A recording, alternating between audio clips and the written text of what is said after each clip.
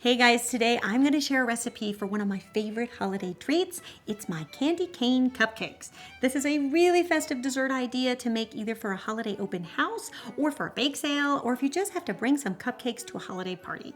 And there is something that is so festive and delicious about the combination of the chocolate, the cream cheese, and the crunch of the candy cane. Let me show you how to make them.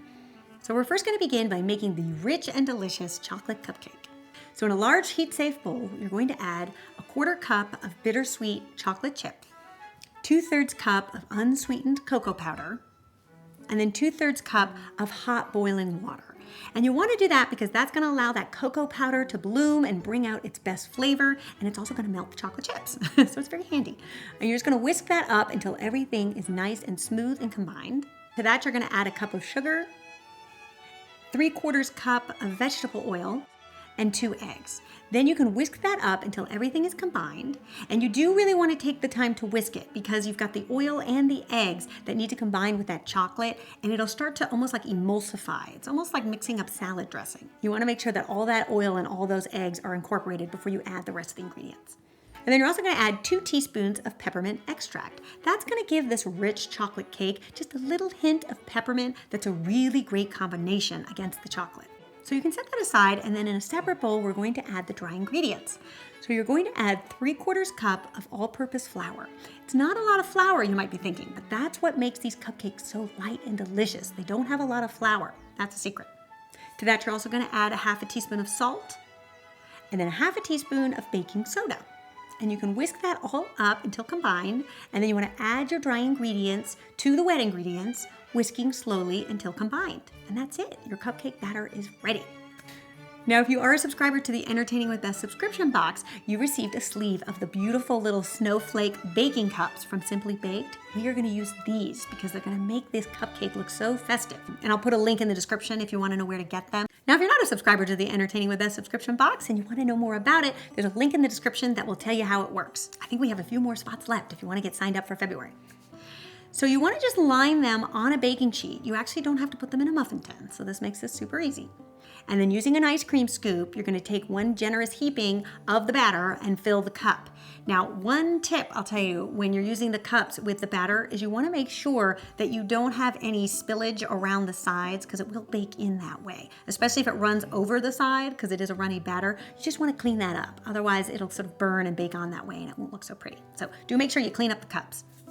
And then you're going to bake at 350 degrees for about 25 to 30 minutes. You want to make sure that a toothpick comes out clean, and then you can pull them out and allow them to cool completely before you put on the frosting.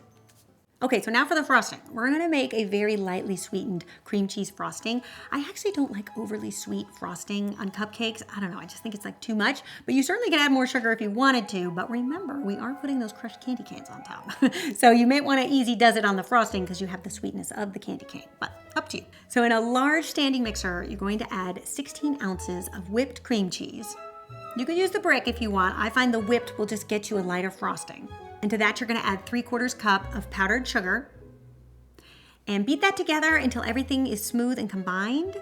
And then you can add 1.5 teaspoons of pure vanilla extract. Give that a beat. And then to thin the frosting out so that it will pipe nicely for you, I do like to add 2 tablespoons of milk. And then give that a beat. There, and then you're all set. And then what you want to do is transfer this to a pastry bag fitted with your favorite tip. Now, I really like to use the Wilton 2D tip, and that's the tip I'm using today to get that sort of snowy looking swirl. And if you don't have this tip and you want to know where to get it, I'll put a link in the description. Then you're going to take 2 candy canes, break them up, put them in a resealable plastic bag, give them a gentle whack with a rolling pin, and then you're going to take those crumbs and put them on top. And see, it starts to look really pretty and festive.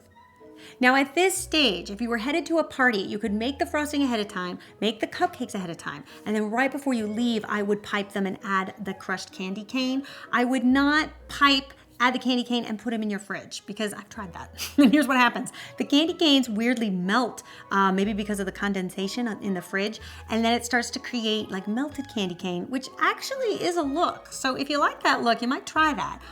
But I find that it's better just to have them nice and dusted and crunchy. So you kind of want to do that at the last minute. And then for serving, I'm going to be using the Simply Baked wooden spoons, which I think are a great way to serve these cupcakes. Because then you don't want to open up the paper as people are eating them. They can just eat it right in the cup, which makes it great for a holiday buffet or an open house when people may not be sitting down eating these cupcakes. It's also a great way to serve them, to just take the spoons and put them in the cupcakes. And then people can just grab a cupcake and a spoon at the same time. I hope you guys give this one a try and let me know what you think. Subscribe for more holiday recipes, and I'll see you back here next week with another one. Until then, bye.